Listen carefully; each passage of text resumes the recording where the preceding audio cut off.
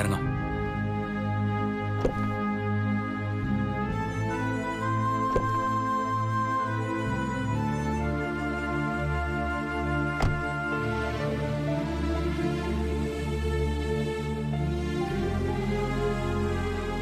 പതുക്കെ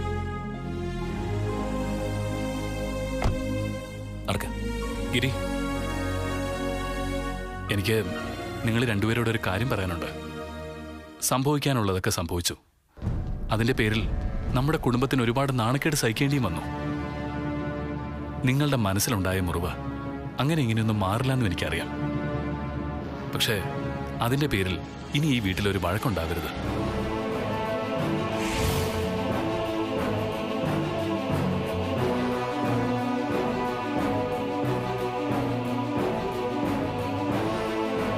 വാ പോവാം.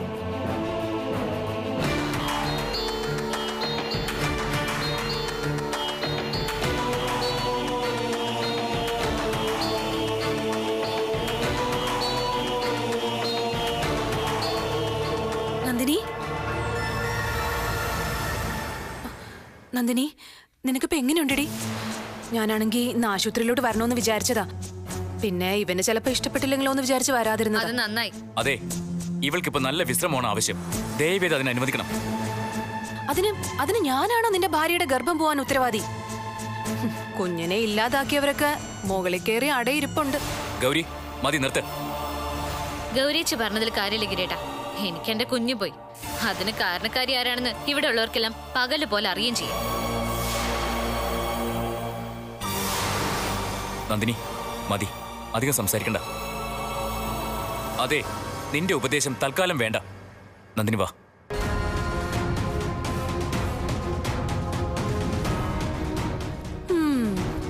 കൊണ്ടുപോ. ഈ വീട്ടിൽ ആദ്യത്തെ കുഞ്ഞിനെ പ്രസവിക്കാവുന്ന ഇവൾ ഒരുപാടങ്ങ് മോഹിച്ചു. ഒരു മലർപൊടിക്കാരന്റെ മോഹം പോലെ മൺകലം താഴെ വീണ് ചെതറിപ്പോയല്ലോ എന്റെ നന്ദിനി മോളെ. ഈ വീട്ടിൽ ആദ്യത്തെ കൺമണിയെ ഈ ഗൗരി പ്രസവിക്കും, അതും മകം നക്ഷത്രത്തിൽ.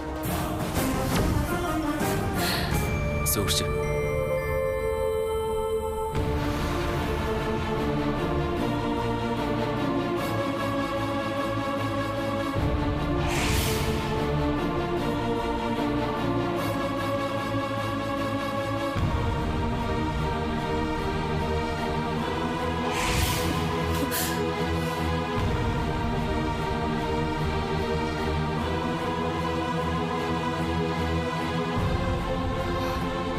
നന്ദിനി, എന്നെ തൊട്ടുപോരുത്.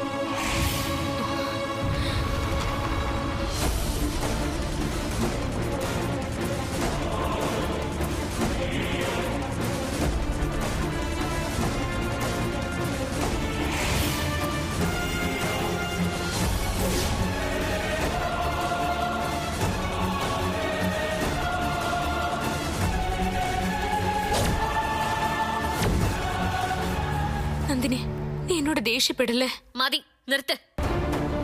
എല്ലാവരുടെ സ്നേഹവും ആത്മാർത്ഥതയും എനിക്ക് മനസ്സിലായി.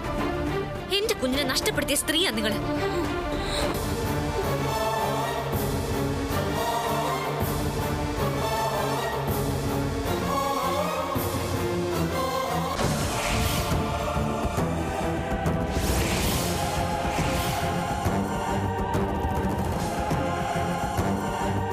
നിങ്ങളെ കാണുന്നതിന് എനിക്ക് വെറുപ്പാ. നന്ദിനി, നീ നെഞ്ചു പൊട്ടുന്ന വാക്കുകളൊന്നും പറയില്ലേ? ഗിരി, നീ ഇത് കേട്ടില്ലേടാ?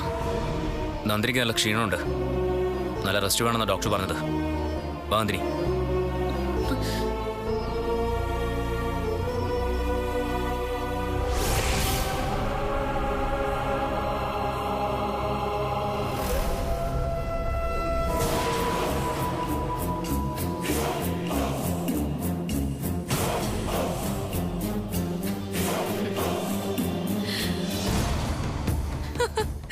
അത് കലക്കി. ഗിരി പോലും നിന്റെ വാക്ക് ശ്രദ്ധിക്കാതെ പോയത് കണ്ടില്ലേടി? അവന്റെ ഉള്ളില് നിന്നോട് ഇത്രയ്ക്ക് ദേഷ്യമുണ്ടെന്ന് ഇപ്പൊ നിനക്ക് മനസ്സിലായില്ലേ? അവൾ ആശ്വസിപ്പിക്കാൻ വന്നിരിക്കുന്നു. എടി, ഈ വീട്ടിലെ എല്ലാവരുടെയും മുന്നിൽ നീ ഒരു കുഞ്ഞിനെ നശിപ്പിച്ചവളാ. ഗൗരി, മതി, നിർത്തി. ഞാൻ ഇനി ഒന്നും പറയുന്നില്ല. പക്ഷെ ഇവൾക്കെതിരെ ഇനി സംസാരിക്കുന്നതും പ്രവർത്തിക്കുന്നതും ഞാനായിരിക്കില്ല, ഗിരിയും നന്ദിനിയും ആയിരിക്കും.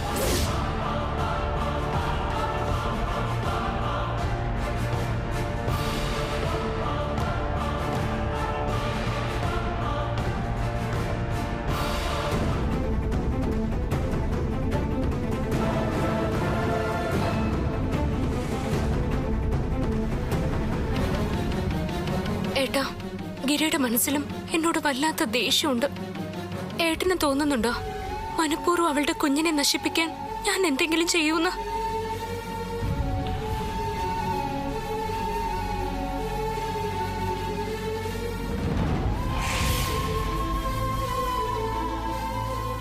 ഒരു കുഞ്ഞിനെ നമ്മൾ എത്രമാത്രം ആഗ്രഹിക്കുന്നുണ്ട്. ഈ ദുഃഖം ഒരിക്കൽ അനുഭവിച്ച് ഞാൻ നന്ദിനിയുടെ കുഞ്ഞിനെ ഇല്ലാതാക്കാൻ ശ്രമിക്കുമോ? അവള് ഗർഭിണിയാണെന്ന് അറിഞ്ഞ നിമിഷം അവളെക്കാൾ സന്തോഷിച്ചവള് ഞാനോ? ഇനിയും അതൊന്നും പറഞ്ഞിട്ട് കാര്യമില്ല സ്വാതി. ഗിരിയുടെ മനസ്സിൽ തന്നോട് ദേഷ്യമുണ്ട്. ഇങ്ങോട്ട് വരുന്ന വഴി തന്നെ എനിക്കത് മനസ്സിലായി. ഏട്ടാ, അവൻ എന്നെ തെറ്റിദ്ധരിച്ച എനിക്കത് സഹിക്കാൻ പറ്റില്ല. ഞാൻ അവനോട് ഒന്നുകൂടി ഒന്ന് സംസാരിക്കട്ടെ? വേണ്ട, അത് കൂടുതൽ വിരോധത്തിനെ കാരണമാവും. തൽക്കാലം ഇത് അനുഭവിക്കാനേ നിനക്ക് കഴിയൂ.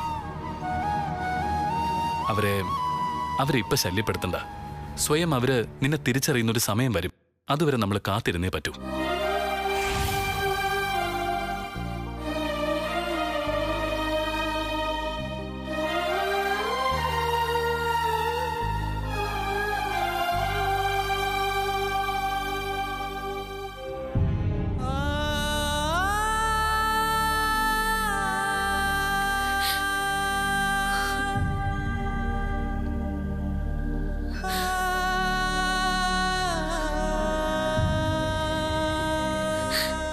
നന്ദിനി,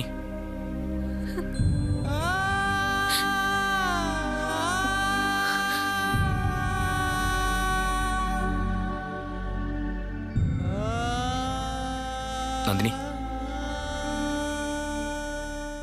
അതെ, നിനക്കിപ്പോ നല്ല വിശ്രമം വേണം. കുറച്ചു ദിവസത്തേക്ക് താനേ മുകളിൽ നിന്ന് താഴേക്ക് ഇറങ്ങുകയോ വേണ്ട. എന്താ വേണ്ടതെന്ന് വെച്ചാൽ അതെല്ലാം ഞാനിവിടെ എത്തിക്കാം. എന്തിന്? ഈ ലോകത്ത് ആദ്യമായിട്ട് അബോർഷൻ സംഭവിക്കുന്ന പെൺകുട്ടി അല്ല ഞാൻ. തകർന്നു പോയത് എന്റെ മനസ്സാകിരിയേട്ടാ. എടോ, താനിങ്ങനെ വിഷമിക്കല്ലേ. പിന്നെ എന്ത് വേണം? സന്തോഷിക്കണോ? ഗിരിയേട്ടന് എങ്ങനെ കഴിയുന്നു ഇങ്ങനെ ഈസി ആയിട്ട് ചിന്തിക്കാൻ?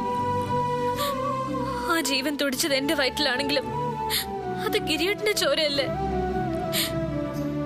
നമ്മുടെ ആദ്യത്തെ കൺമണി ആണായിരുന്നോ പെണ്ണായിരുന്നോ ഒന്നും അറിഞ്ഞില്ല. അതിനു മുൻപ് ഗിരിയേട്ടന് എങ്ങനെ കഴിയുന്നത് സഹിക്കാൻ?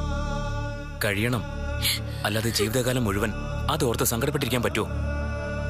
സങ്കടവും വേദനയൊക്കെ എനിക്കുമുണ്ട്. ഒരു ചിത എന്റെ ഉള്ളിൽ എരിഞ്ഞടങ്ങിയതിന്റെ കനൽ ഈ ജീവിതകാലം മുഴുവൻ പുകഞ്ഞുകൊണ്ടേയിരിക്കും. സഹിച്ചല്ലേ പറ്റൂ. പക്ഷേ ഇനി എനിക്കിത് സഹിക്കാൻ പറ്റില്ല ഗിരിയേട്ടാ. എനിക്ക് സത്യം അറിഞ്ഞേ പറ്റൂ. അതറിയാതെ ഞാൻ വിശ്രമിക്കില്ല ഗിരിയേട്ടാ. കത്തിയെരിയുന്ന എന്റെ മനസ്സിന് എനിക്ക് ആശ്വാസം കിട്ടണമെങ്കിൽ ആ വിഗ്രഹം എടുത്തത് ആരാണെന്ന് എനിക്ക് അറിഞ്ഞേ പറ്റൂ. ഞാൻ ഗിരിയേട്ടനോട് വേറൊന്നും ആവശ്യപ്പെടുന്നില്ല. നമ്മുടെ കുഞ്ഞില്ലതായതിന്റെ യഥാർത്ഥ കാരണം ആ വിഗ്രഹം നഷ്ടപ്പെട്ടതാ. ഗിരിയേട്ടന്റെ മനസ്സിൽ എരിഞ്ഞടങ്ങിയ ചിതയിൽ കത്തി എരിഞ്ഞു പോയ നമ്മുടെ കുഞ്ഞിന്റെ നിലവിളി ഗിരിയേട്ടനെ വേട്ടയാടുന്നില്ലേ? അതുപോലെ എന്റെ മനസ്സിലും ഒരു ചിത എരിയുന്നുണ്ട്. എന്റെ കുഞ്ഞിന്റെ നിലവിളി ഞാൻ കേൾക്കുന്നുണ്ട്. അതിന് ശാന്തി കിട്ടണമെങ്കിൽ ആ വിഗ്രഹം കാണാതായതിന്റെ സത്യം കണ്ടെത്തിയേ പറ്റൂ.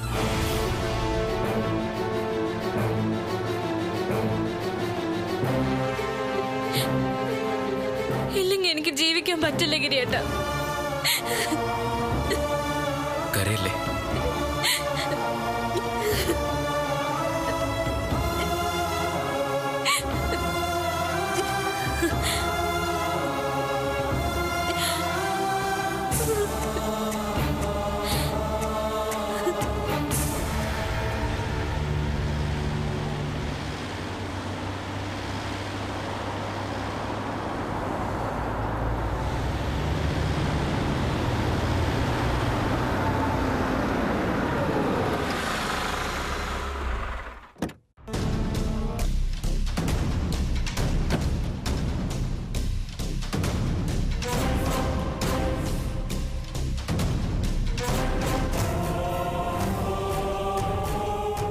നീലേ, ഗിരി, സ്വാതി, എടാ നീലേ. അച്ഛാ, ആ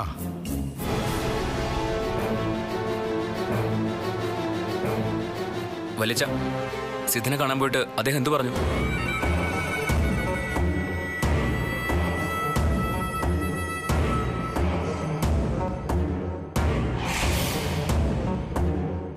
അച്ഛാ, മോളെ, സിദ്ധൻ പറഞ്ഞത് വളരെ പ്രധാനപ്പെട്ട ഒരു കാര്യമാണ്. ഇവിടെ ഇനിയും ഒരുപാട് ദോഷങ്ങൾ സംഭവിക്കുന്ന അദ്ദേഹം പറഞ്ഞത്. എല്ലാത്തിനും കാരണം ആ വിഗ്രഹം നഷ്ടപ്പെട്ടത് തന്നെയെന്നാ അദ്ദേഹം പറഞ്ഞത്. അതാരാ മോഷ്ടിച്ചെന്ന് അദ്ദേഹം പറഞ്ഞു? പറഞ്ഞു.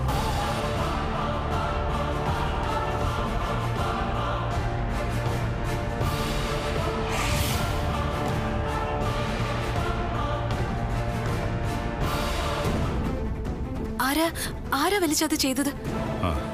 അങ്ങനെ കൃത്യമായിട്ടൊരാളുടെ പേര് ചൂണ്ടിക്കാണിക്കാൻ പറ്റിയില്ല. പക്ഷേ ഈ വീട്ടിലൊരാൾ തന്നെയാണെന്നാ അദ്ദേഹം ഉറപ്പിച്ച് പറയുന്നത്.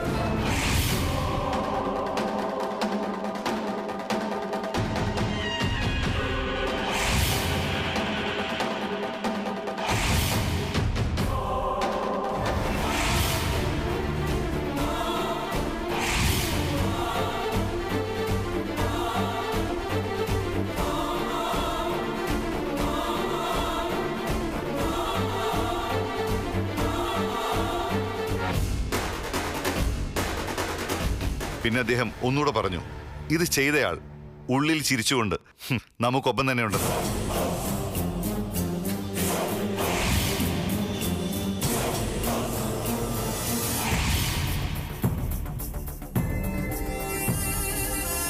അച്ഛാ, എത്രയും പെട്ടെന്ന് ഈ പ്രശ്നത്തിനൊരു പരിഹാരം ഉണ്ടാക്കിയേ തീരൂ. നന്ദിനിയുടെ മനസ്സിലെ മുറിവ് വളരെ ആഴത്തിലുള്ളതാ. കൊണ്ടു നടന്നതും ഇപ്പൊ ഈ അവസ്ഥയിലാക്കിയതും നീയല്ലേ? അതുകൊണ്ട് ഇവള് തന്നെ ഇതിനൊരു പരിഹാരം ഉണ്ടാക്കട്ടെ.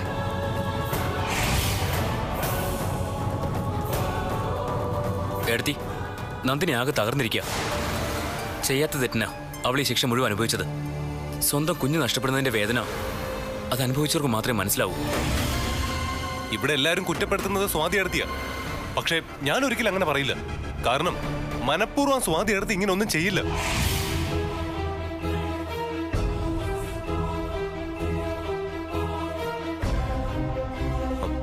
അളിയ, ഇനിയൊരു പ്രശ്നം ഉണ്ടാവാതെ നമുക്കിതങ്ങ് മറന്നൂടെ? അതല്ലേ നല്ലത്.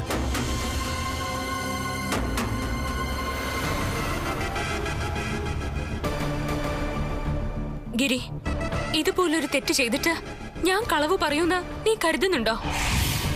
അതൊന്നും എനിക്കറിയില്ല. പക്ഷെ നഷ്ടപ്പെട്ടത് എന്റെ കുഞ്ഞാ. അതിന്റെ സങ്കടം ഏടത്തേക്ക് ഞാൻ പറഞ്ഞു തരണോ?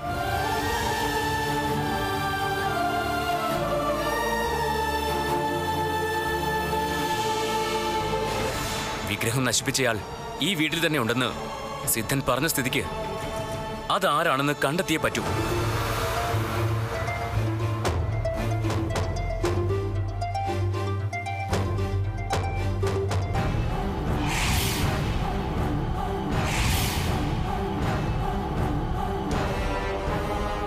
നന്ദിനിയാണത് ചെയ്തതെന്ന് ഞാൻ കരുതിയിരുന്നു.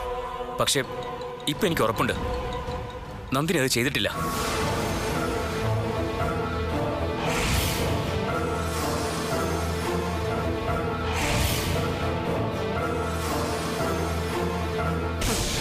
ചെയ്തവര് തന്നെ അതങ്ങ് തുറന്നു പറയുന്നതാ നല്ലത്.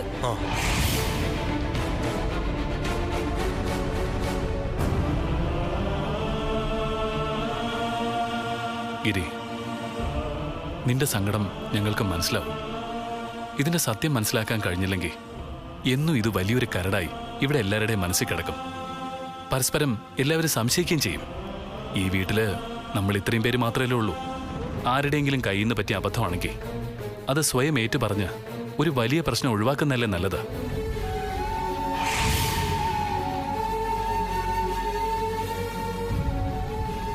സത്യം തെളിയുമ്പോ കുറ്റം ഏറ്റു പറഞ്ഞ് കൈ കഴുകി രക്ഷപ്പെടാനൊന്നും ഇത് ചെയ്തവർക്ക് പറ്റില്ല. ഏടത്തി തന്നെ ഇത് ചെയ്തത് ആരാണെന്ന് കണ്ടുപിടിച്ചേ പറ്റൂ. അതിന് ഏടത്തിക്ക് പറ്റിയില്ലെങ്കിൽ നന്ദിനി പറഞ്ഞ പോലെ എനിക്ക് ഏടത്തിയെ സംശയിക്കേണ്ടി വരും.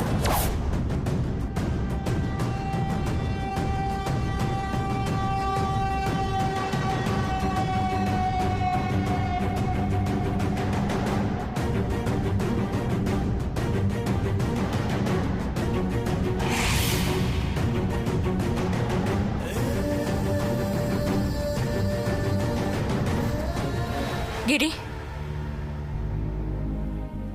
ഒരു കുഞ്ഞ് നഷ്ടപ്പെട്ട സങ്കടം മറ്റാരേക്കാളും നന്നായിട്ട് എനിക്കറിയാം.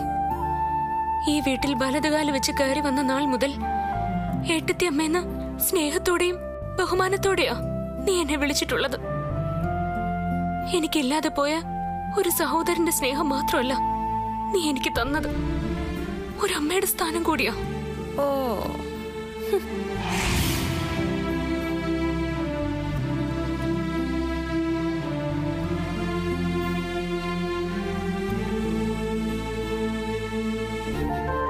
നിന്റെ സങ്കടത്തിന് പരിഹാരം കണ്ടില്ലെങ്കിൽ പിന്നെ ഈ ഏട്ടത്തിയമ്മ എന്തിനാ ജീവിക്കുന്നത്?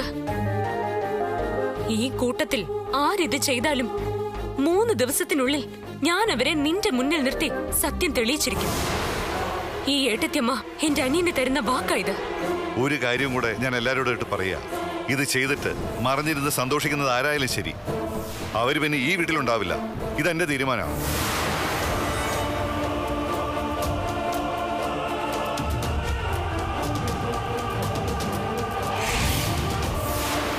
അതെ, ഇങ്ങനെ പറഞ്ഞതുകൊണ്ട് മാത്രം ആയില്ല. ആദ്യമേ തെളിയിച്ചു കാണിക്കേ. വാ രാജീവിട,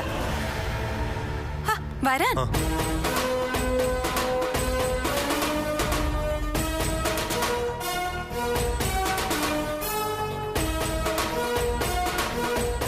ഗൗരി പറഞ്ഞതുപോലെ ആദ്യം സത്യം തെളിയട്ടെ, എന്നിട്ട് തീരുമാനിക്കാം എന്ത് വേണമെന്ന്.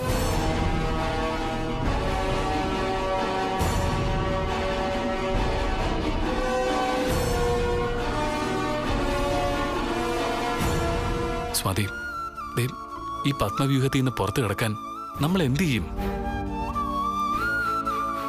എനിക്കറിയില്ല ഏട്ടാ, പക്ഷെ ഒരു കാര്യം ഉറപ്പാ, ഗിരിക്ക് കൊടുത്ത സമയപരിധിക്കുള്ളിൽ ഞാൻ ഇതിന്റെ സത്യം തെളിയിച്ചിരിക്കും.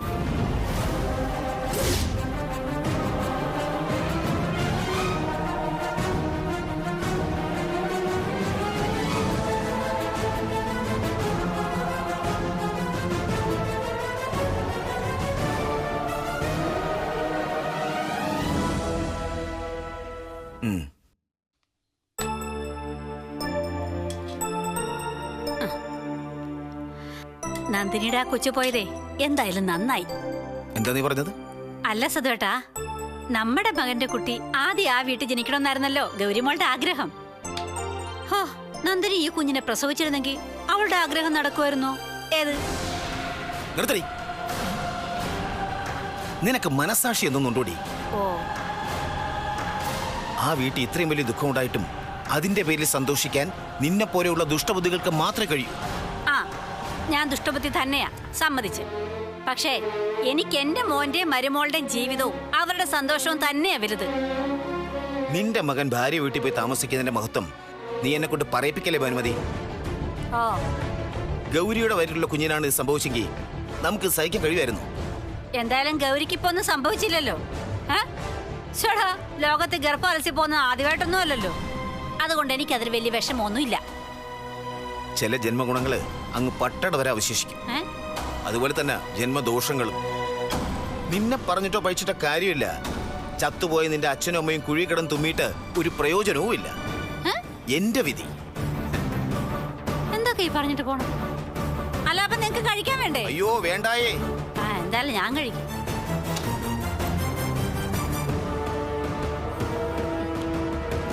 ആഹാ,